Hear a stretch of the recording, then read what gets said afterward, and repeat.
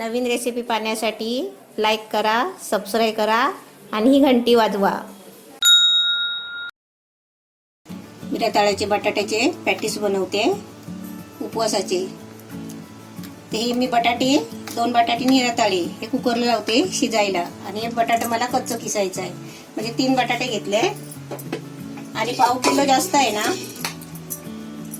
हे 3 आहे ना, पाव किलो आहे आणि एक एक्स्ट्रा आहे. हे 2 बटाटे आहेत. आता हे धुवून आहे ना कुकरला शिजायला लावते.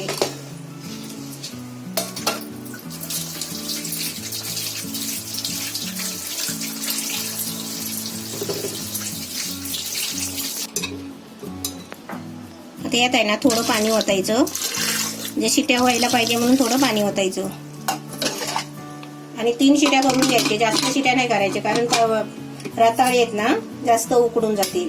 कुकर थंड झालाय, 3 शिट्या केले फक्त. आता हे काढून घेते वाटग्यात आणि याची साल काढायची.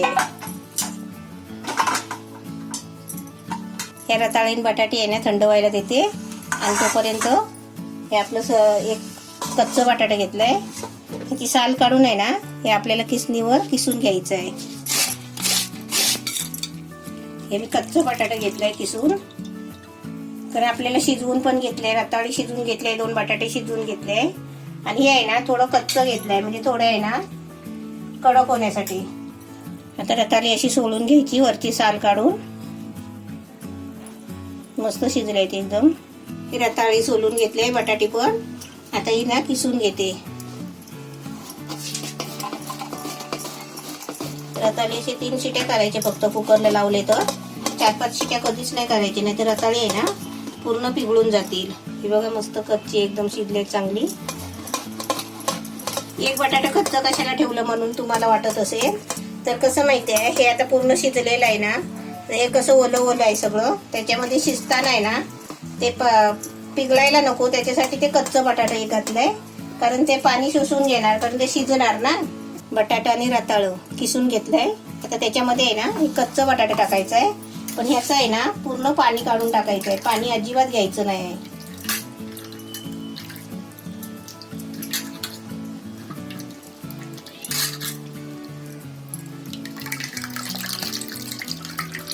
असं दाबून पिळून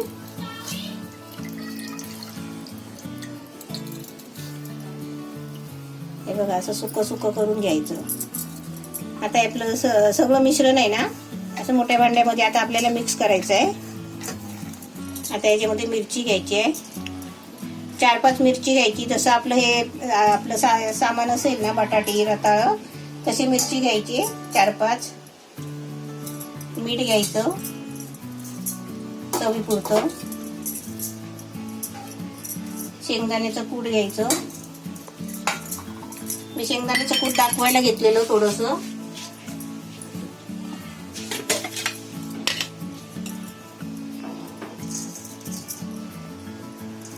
असं वाटीभर शेंगदाणे घ्यायचे, भाजायचे आणि मिक्सरला बारीक करायचे. आता याच्यामध्ये आहे ना पाणी न घालता हात सुका घेऊन असं चांगला गोळा करायचा.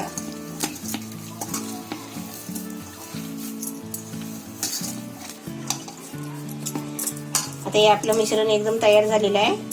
आता मी तुम्हाला आहे ना दुसरं दाखवते. 1 वाटी दही घेऊन आहे ना मी गाळणीमध्ये आहे ना चालणीमध्ये गाळून ठेवलेला आणि हा कपडा ठेवला. याच्यामध्ये आहे ना पाणी सगळं खेचून जातो असा. आता दह्यातलं पाणी आहे ना लगेच जात नाही. सुकं सुकं झालंय. आता मी हे वाटीत काढून घेते. आता याच्यामध्ये हे थोडंसं खोबरं घेतलंय मी. खोबरं चांगलं भाजून घेतलंय थोडा.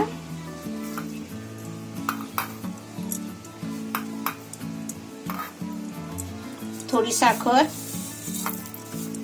आणि हे काजू बदाम थोडेसे तुकडे घेतले.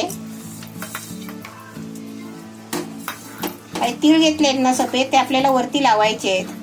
मी तुम्हाला दाखवते. आता हे सर्व मिक्स करून घ्यायचं.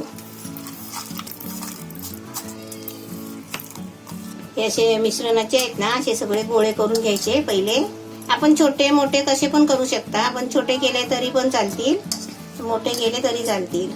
असे छोटे मोठे असे आपल्याला छोटे पाहिजे तर छोटे पण करू शकता, पण मी आपले असे मोठे केले. आता मी याच्यामध्ये आहे ना ते स्टफिंग भरणार आहे. मी दही, काजू बदाम हे सगळं मी मिश्रण घेतलंय. असे गोळे घ्यायचे आणि थोडीशी आतमध्ये अशी जागा करायची, थोडीशीच करायची, आणि त्याच्यामध्ये हे थोडंसं भरायचं.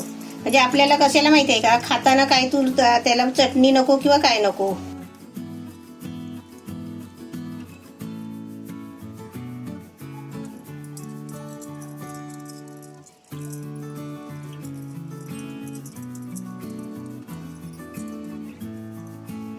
असे पॅटीस बनवायचे.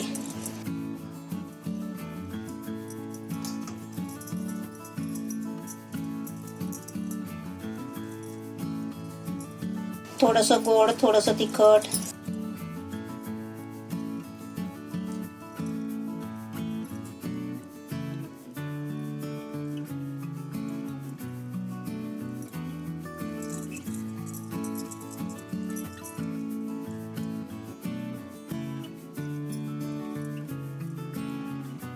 असे थोडेसे गोळे करून घेते आणि तुम्हाला फ्राय करून कमी तेलामध्ये दाखवते. आधी मी पहिले थोडेसे करून घेते, फ्राय करून दाखवते, आणि बाकीचे नंतर करते. तेल टाकलंय पॅन मध्ये.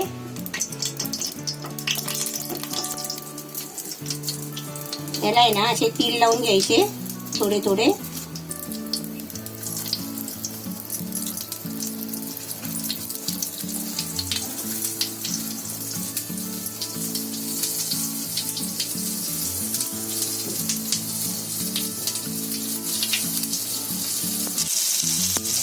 तीळ लावून ना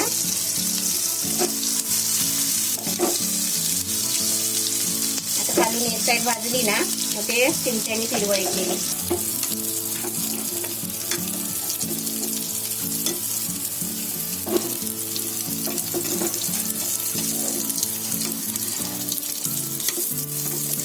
असेच चांगले व्हायला पाहिजे.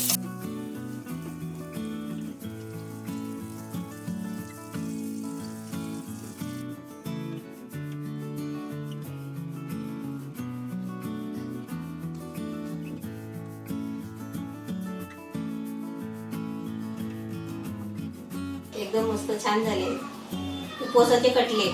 असे तुम्ही पण बनवा. रताळे बटाटे उकडून आणि आतमध्ये स्टफिंग बनवायची. तर चटणीची पण गरज नाही. तर तुम्ही खाऊन बघा कसे झाले सांगा.